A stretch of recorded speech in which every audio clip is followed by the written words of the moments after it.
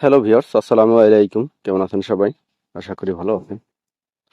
Viewers, চলে এলাম ছাদ বাগানে। আজ আপনাদের সাথে আলোচনা করব আনার গাছ কিভাবে ঝোপালো করবেন এবং আনার গাছের যত্ন নেবেন কিভাবে, সেই সব খুঁটিনাটি বিষয় নিয়ে। তো ভিউয়ার্স, স্ক্রিনে যে গাছটি দেখতে পাচ্ছেন, এটি হচ্ছে পেরু কিং। বাংলাদেশের ছাদ বাগান এবং মাঠ বাগানে এর ব্যাপক ফলন দেখা যায়।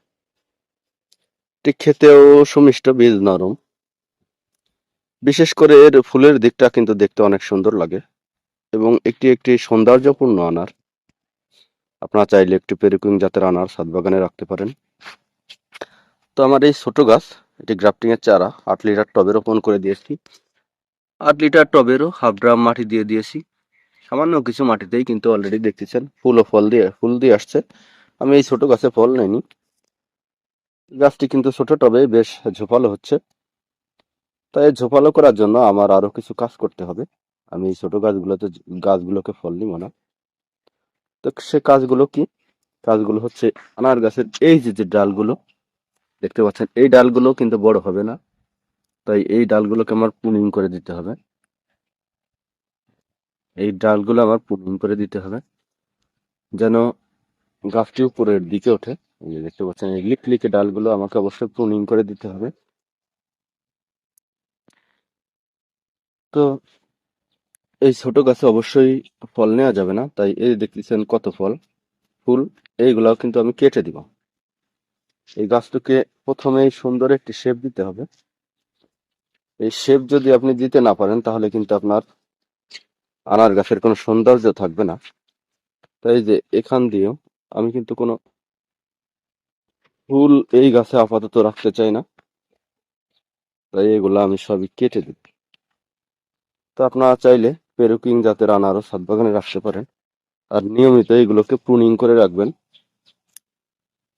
যেন গাছটি সুন্দর একটা শেপে ঝোপালো হয়। ফুল ও ফল নেওয়ার সময় কিন্তু যথেষ্ট থাকবে সামনে। যদি আপনি গাছটিকে সুন্দর করে করতে পারেন, রাখতে পারেন, তাহলে কিন্তু অবশ্যই আপনি ফুল ও ফল নিতে পারবেন, বরঞ্চ সেটা আরো দ্বিগুণ হারে হবে। তো এই জন্য আনার গাছকে প্রুনিং করে রাখবেন এবং ছোট চারা সবসময় ছোট টবে রোপণ করবেন। সুন্দর একটি শেপ দিলাম, এটি আশা করি ঝোপালো হবে। তো ভিউয়ার্স, এরপরে এখানে রয়েছে আরো একটি জাত, এটি হচ্ছে MC2। এটিও বেশ ফুল ও ফল দেখা যাচ্ছে। এটিকে আমি অলরেডি কেটে দিয়েছি, এই সাইডের ডালগুলোকে প্রুনিং করে দিয়েছিলাম, যার কারণে এটিও বট গাছের মতো সুন্দর একটা শেপে অলরেডি উঠে দাঁড়িয়েছে। আমি এই ছোট চারাগুলোতে ফুল নিব না, তাই এভাবে প্রুনিং এর মাধ্যমে গাছটিকে ঝোপালো করার চেষ্টা করছি। তো আপনারা চাইলে এই MC2 জাতের আনারস বাগানে রাখতে পারেন।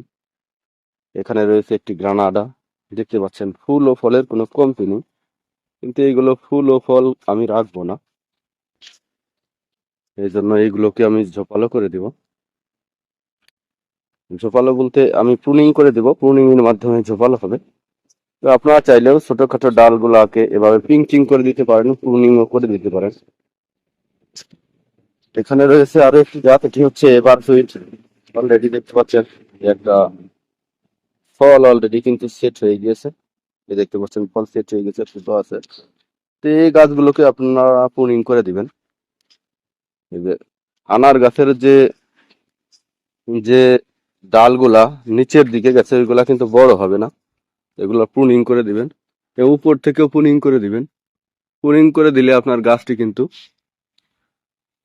একটু মোটা হবে এবং ঝোপালো হবে। এই গাছগুলোকে আপনারা অবশ্যই প্রুনিং করে দিবেন। আনার গাছ ছোট থাকতেই সুন্দর শেপ দিতে হবে, যখন বড় হয়ে যাবে তখন কিন্তু আপনি মনোপুত ভাবে শেপ দিতে পারবেন না। তাই ছোট থাকতে এই গাছগুলোকে শেপ দিবেন। তো আপনারা চাইলে এবার সুইট জাতের গাছও ছাদ বাগানে রাখতে পারেন। এরপরে এখানে রয়েছে আরো একটি জাত, এটি হচ্ছে GM2। তো এটিও কিন্তু ফুল ও ফল দেখা যাচ্ছে, ফুল দেখা যাচ্ছে। ফল আমি নিব না, প্রচন্ড পরিমাণে ফুল সব সময় আসে। তো এই গাছগুলোকে আমি প্রুনিং এর মাধ্যমে ঝোপালো করার চেষ্টা করব। এই ডালগুলো আপনারা অবশ্যই আনার গাছের নিচে যে ডাল থাকবে এই ডালগুলো কিন্তু বড় হবে না, তাই এগুলো আপনারা কেটে দিবেন একটা কেচির মাধ্যমে অথবা সিজার এবং ডাল কাটা যায় বলেন না কেন, এগুলো আপনারা সুন্দর করে কেটে দিবেন। এই কেটে দেওয়ার ফলে আপনার গাছগুলো কিন্তু ঝোপালো হবে। এই দেখতে পাচ্ছেন, এগুলো আমি রাখবো না অবশ্যই। তো সবসময় চেষ্টা করবেন এই গাছগুলোকে পিঞ্চিং এর মাধ্যমে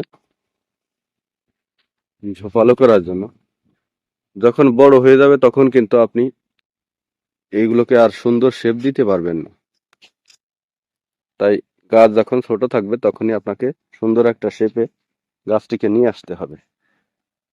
এই দেখতে পাচ্ছেন আমার কাছে এই যে আরো কিছু থাই আনার আছে, অস্ট্রেলিয়ান আনার আছে, প্রায় 18 অথবা 19 জাতের আনার রয়েছে।